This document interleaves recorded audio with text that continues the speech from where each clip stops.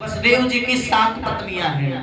गौरवी, रोहिणी, भद्रा, मदिरा, रोचना, इला, देवकी, प्रमुखायासन, प्रत्यक्षयानक, दुंदुभे। ये 7 पत्नियां हैं वसुदेव जी की। ध्यान से श्रवण करो राजन। सबसे छोटी पत्नी है देवकी, दूसरे नंबर की पत्नी है रोहिणी। उनके जल्दी पुत्र नहीं हुआ। देवकी के जब 6 पुत्र हो गए तब रोहिणी के 1 पुत्र हुआ। राजन, रोहिणी के 1 पुत्र हुआ जिसे हम बलराम कहते हैं। सबसे छोटी महारानी के 6 पुत्र, 8 पुत्र, देवकी के 8 पुत्र हुए। टोटल 8 पुत्रों में सबसे बड़े पुत्र का नाम है कीर्तिमान। कीर्तिमान से लेकर 6 पुत्रों को कंस ने मार दिया।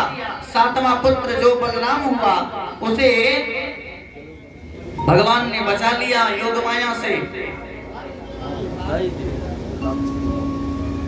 और देवकी के 7 पुत्र हुआ। 8वें पुत्र के रूप में मेरे गोविंद साक्षात पधारे।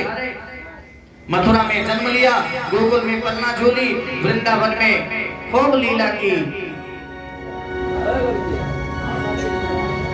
सुखदेव जी यही सब सुनाकर शांत चित्त हो गए।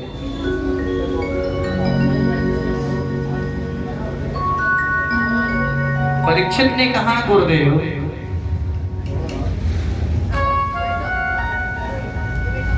सूर्यवंश तो आपने संक्षिप्त रूप में मुझे सुनाया, अच्छी बात है, लेकिन ये कृष्ण कथा में आपने कंजूसी कर दिया। आपने तो एक ही श्लोक में सब कुछ बता दिया। और आप कहते हैं रोहिणी के प्रथम संतान बलराम हुए और देवकी की 7वीं संतान बलराम हुई। ये 2 बलराम थे कि एक ही बलराम था? जब 2 बलराम थे तो 2 माताओं के होने चाहिए, या तो एक ही बलराम थे तो कैसे 2 माताओं के हो गए? समझ में नहीं है।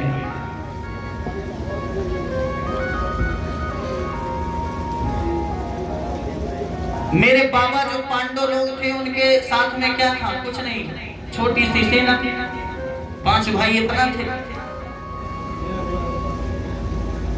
भगवान ने मेरे बाबाओं का रक्षा किया, यहाँ तक कि मुझे गर्भ में जाकर बचाया। ऐसे कृष्ण की कथा में संक्षिप्त में सुनो, ये नहीं हो सकता। गुरुदेव आप विस्तार पूर्वक बताएं भगवान ने कैसे जन्म लिया।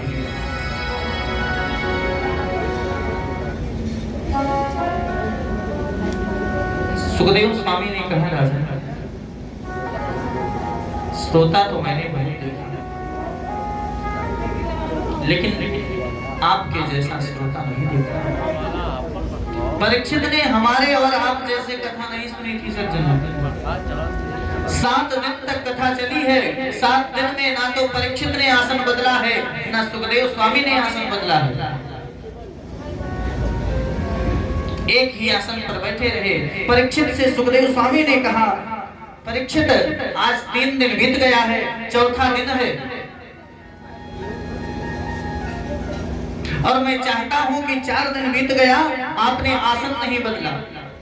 अब जाओ थोड़ा सा कुछ पानी वानी पी लो, जलपान कर लो, फिर आओ, मैं अच्छे से विस्तार पूर्वक कृष्ण कथा तुम्हें सुनाऊंगा।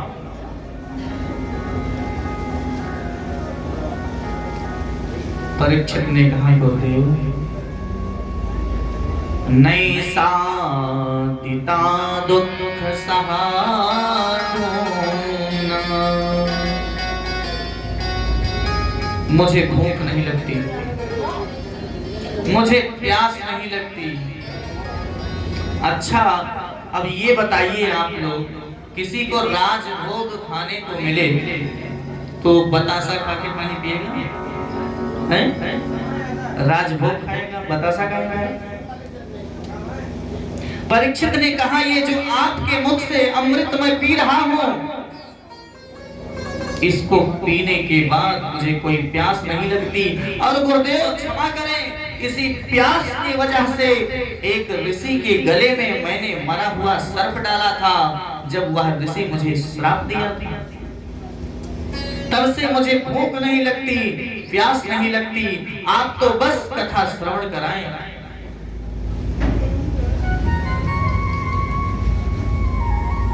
सुखदेव स्वामी ने कहा, परीक्षित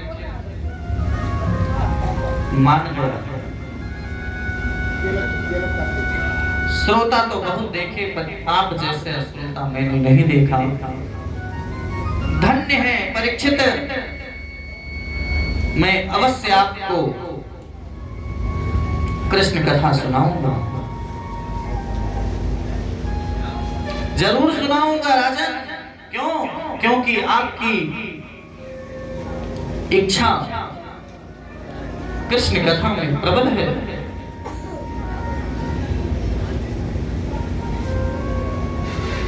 तुम्हारी नैष्ठिक बुद्धि वसुदेव की कथा में है, वासुदेव की कथा में है।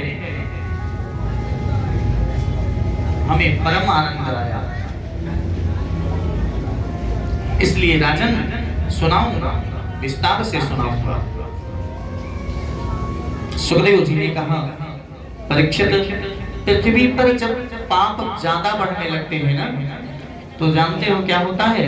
जब जब हो ही धर्म का हानि, वाढ़हि असुर माय अभिमानी। जब जब होई धर्म के हानि, वाढ़हि असुर अधम अभिमानी। तब तक हरि प्रभु विविध शरीरा, हरहि कृपा निधि सज्जन पीरा। हरहि कृपा निधि सज्जन पीरा। राजन, ज्यादा जब पाप होने लगते हैं पृथ्वी पर, तब भगवान विविध रूप धारण करते हैं। जानते हो राजन, गाय का रूप धारण किया पृथ्वी ने। पृथ्वी ने गाय का रूप धारण किया और देवताओं से जाकर बोली, अगर इसी प्रकार से पृथ्वी पर ऐसे संकट आते रहेंगे, इतने पाप होते रहेंगे, तो मैं रसातल में चली जाऊंगी, नहीं रहूंगी। देवताओं ने पृथ्वी माता से कहा, माँ आप चिंता ना करें, मैं देखता हूं। देवता लोग भागे भागे भागे भागे ब्रह्मा जी के पास पहुंचे।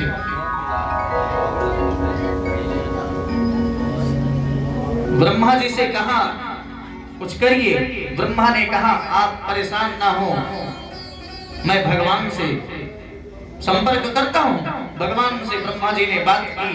भगवान ने कहा, वसुदेव गृहे साक्षात् भगवान पुरुषः परः, जनिष्यते तत्प्रयार्थं संभवन्तु सुरस्त्रियः।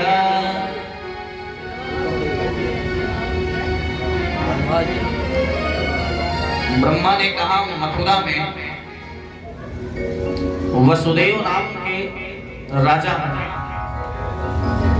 वसुदेव जी की पत्नी का नाम देवकी होगा। देवकी के 8वें गर्भ से भगवान अवतरित करेंगे। आप सब चिंता ना करो।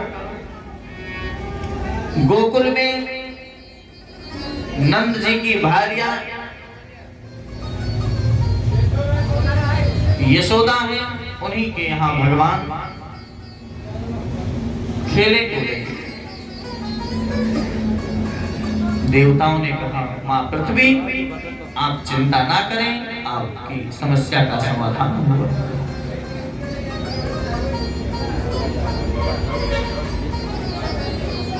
अच्छा, देवता लोग बोले जब भगवान चलेंगे तो हमारा भी कर्तव्य है।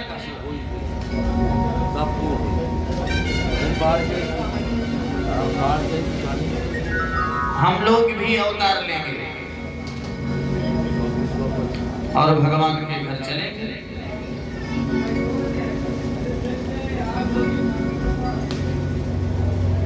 इधर जो है मथुरा के बहुत बड़े राजा हैं, बड़े यशस्वी हैं, बड़े मनस्वी हैं, जिनका नाम है सूरसेन।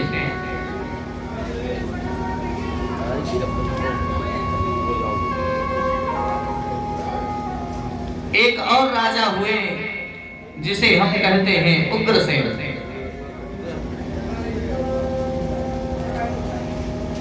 ऐसा वर्णन आता है कि उग्रसेन के कोई पुत्र नहीं था। उग्रसेन को कोई पुत्र नहीं था। बड़ी भारी तपस्या की, पुत्र कामेष्टि यज्ञ किया,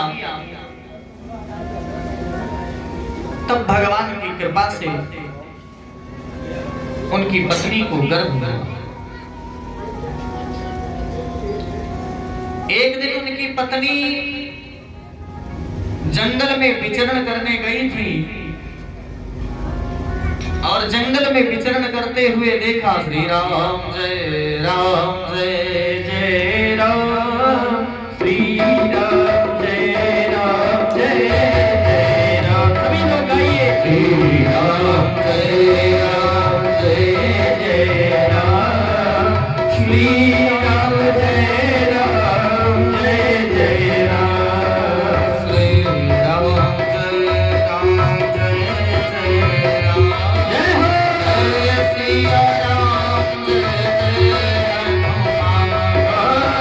श्री राम जय राम जय जय राम, श्री राम जय राम जय जय राम, ओ श्री राम जय राम जय जय राम, श्री राम जय राम जय जय राम, श्री राम जय राम जय जय राम, श्री राम जय राम जय जय राम। उग्रसेन के कोई पुत्र नहीं था। भगवान की कृपा हुई, बहुत यज्ञ किया, तब एक गर्भ हुआ उग्रसेन की पत्नी। जब उग्रसेन की पत्नी को गर्भ हुआ तो उनकी पत्नी एक दिन घूमने निकली। वही जो है एक दुर्मिल नाम के राक्षस का छाया पड़ गया उनकी पत्नी पर। उन्हीं से जो संतान हुआ उसी को हम कंस कहते हैं। ब्राह्मणों ने कहा देखो उग्रसेन, ये जो पुत्र हुआ है तुम्हारा बड़ा दुष्ट होगा, बड़ा दुष्ट होगा, बड़ा पापी होगा, इसलिए मैं नहीं चाहता इसको। उग्रसेन ने कहा नहीं, दुष्ट नहीं चाहिए। लता पताओं में लपेट कर यमुना जी में डाल दिया। यमुना जी में डाल दिया। अब यमुना जी में स्नान कर रहे थे सूरसेन जी। सूरसेन जी स्नान कर रहे थे, देखा कि एक बच्चा बह रहा है, पकड़ लिया और लेकर घर चले आए। अपनी पत्नी को दे दिया और कहा विधाता ने एक पुत्र दिया था, दूसरा और हो गया। इसी को हम कंस कहते हैं। कंस वसुदेव जी के साथ सूरसेन जी के यहाँ पल रहा है। धीरे धीरे धीरे धीरे बड़ा हुआ। जब बड़ा हो गया तो कंस को पता चल गया नारद जी से कि मैं उग्रसेन का बेटा हूं, सूरसेन का बेटा नहीं।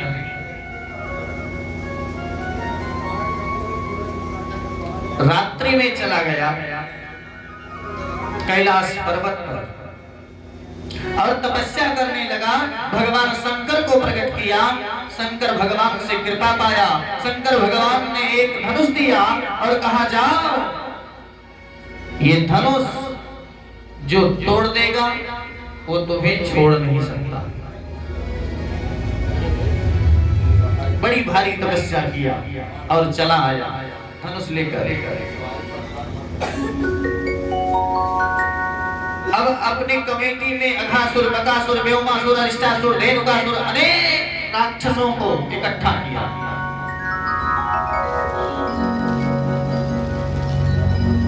और मथुरा पर चढ़ाई कर दिया।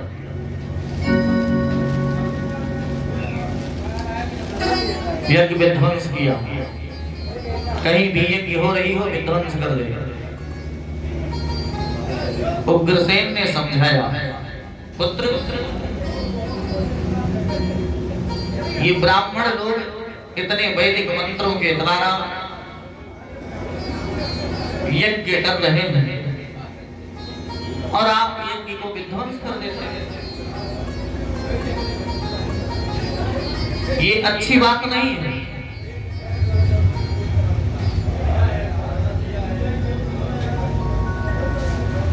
विध्वंस नहीं, इनसे क्षमा मांगो। कंस ने कहा ऐसा है कि मैं किसी से क्षमा हुआ नहीं मांगूंगा। उग्रसेन जी को कारागृह में डाल दिया, बंद कर दिया जेल में।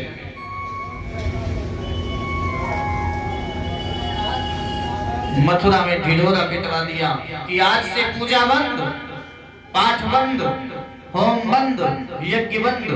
यदि पूजा करना है तो कंस की पूजा करो, हवन करना है तो कंस महायज्ञ करो, मंत्र बोलना है तो कंसाय स्वाहा बोलो। आज से कोई पूजा पाठ नहीं करेगा।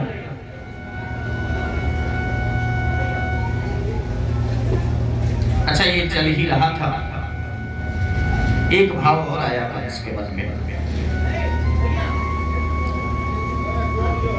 कंस की एक सौतेली बहन है जिसका नाम है देवकी। कंस ने सोचा कि मेरी ही बहन है, इसकी शादी कर देता तो अच्छा था।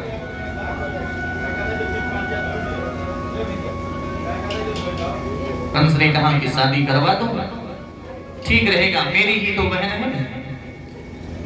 आज वसुदेव जी से देवकी का शादी हो रही है। विवाह संपन्न हुआ। जब विवाह संपन्न हुआ तो कंस बहुत धन दिया देवकी को और हाथ पकड़कर वसुदेव के रथ में बैठाने को उद्यत हुआ। इतने में पथि प्रहाग्रहणी कंस भास्या। अरे कंस, आकाशवाणी हुई, अरे कंस, जिस देवकी को तू बड़े धूमधाम से विदा कर रहा है आज ना, इसी देवकी का अष्टम गर्भ तुम्हारा काल होगा। अब जैसे सुना कंस ने कि अष्टम गर्भ हमारा काल होगा, तत्काल देवकी के केसों को पकड़ा और खींचकर रथ से नीचे उतार दिया। तलवार निकाला, लेकिन पति कौन होता है?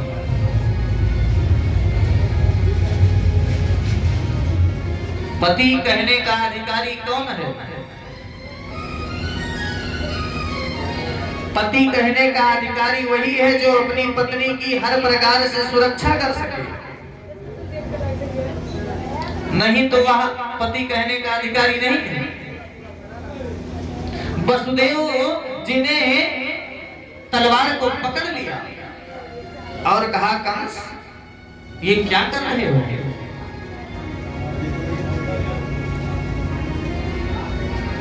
अभी आपने अपनी बहन का विवाह संपन्न कराया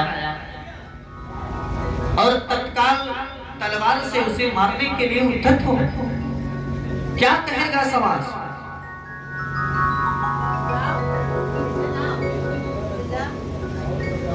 आपने आकाशवाणी नहीं सुनी क्या? देवकी का अष्टम गर्भ हमारा काल होगा। मैं देवकी को नहीं रहने दूंगा इस धरती पर, तो काल आएगा कहां से? जब देवकी नहीं रहेगी तो काल उत्पन्न कहां से होगा? इसलिए मार दूंगा। वसुदेव जी ने समझाना शुरू किया, कंस, एक तो देवकी तुम्हारी बहन है और नारी तो ऐसे अवध्या होती है, और दूसरे विवाह के समय वह लक्ष्मी का रूप हो जाती है। इसलिए यह अनुचित है। आपने कन्यादान किया है और आप ही मारेंगे।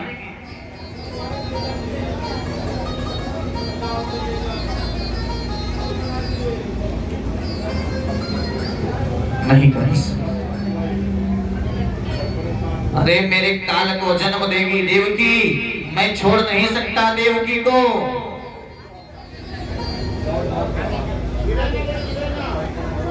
जब देवकी को छोड़ नहीं सकता तो काल जन्म नहीं लेगा।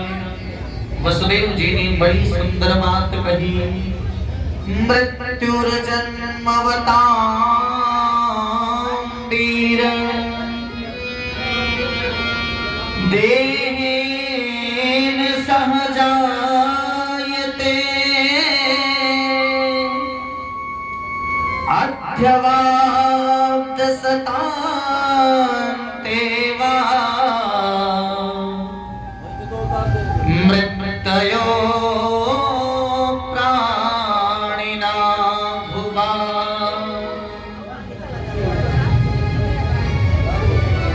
राजन, एक बात आपसे कहूं, दुनिया की हर चीज झूठी है।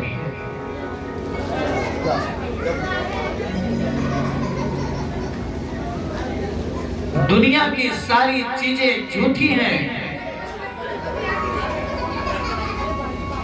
यदि सत्य कोई है तो वो है मृत्यु।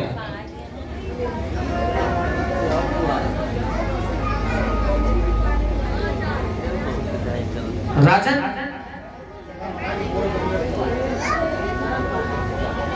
मृत्यु के अलावा कोई सच्चाई नहीं है।